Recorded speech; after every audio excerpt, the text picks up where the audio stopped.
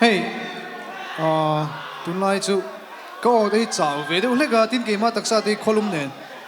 chào thang về đâu lek chuyện là chú vangin mình lâu dài pui cả ngay à mà đi chân cái sai mỗi dùng chia lâu mấy thì cái sắc thiam chuan cái lá sắc tur hi trek tel lovin cái sao phốt tang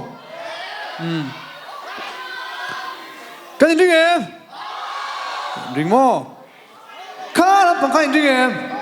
hết lắm bằng thế hết lắm bằng thế hi hết lại vel hi cái ring tlang in cái gì à anh đi lại mình sắc pi rồi cái sắc rồi nó sẽ đón nhận trek tel lovin cái sao phốt tang ôi run lên ai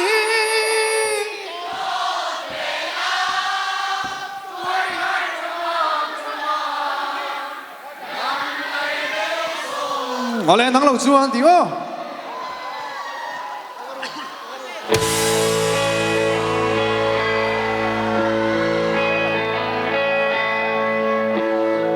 Itin lai lo zo tur hian, bia tu shil ka thiam silo, makse mo tin lai ruga, anai em se, tor har ne vena, mule pal ka tei ta lo, ei zong, aga thum bia zai em te, aria ka lo vena du te ka zai, irel silo lung tor har ne vena, voi ka tal hi bia tu di, inna ve mai la, oi zon le ngai mi do vela, tuari har chama, ngai meu zon, mule mal ka ne ta lo, Nanglo le zon, na suam silo kai le har ka ti, tra kwa sei tu sira min no ai chua, bia tu der mo hi mo, ka thong zo din lai dam na, ka dam zo do ne mo, Nanglo. Bang oi la.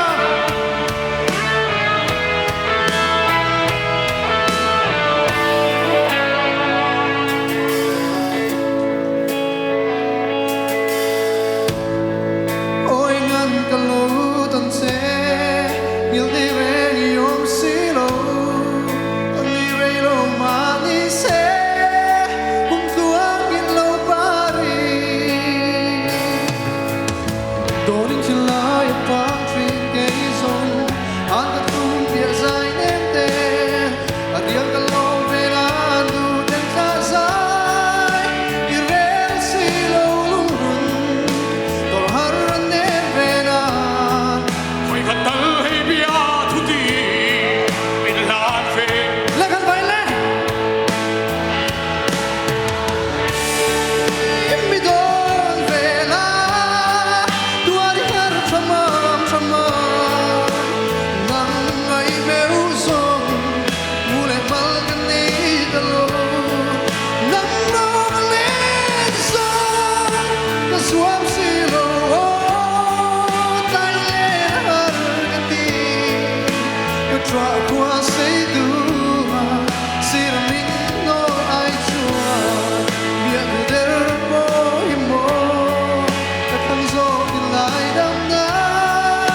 ka dam zo do ne mo, Nanglo Chuan. Ka lo ve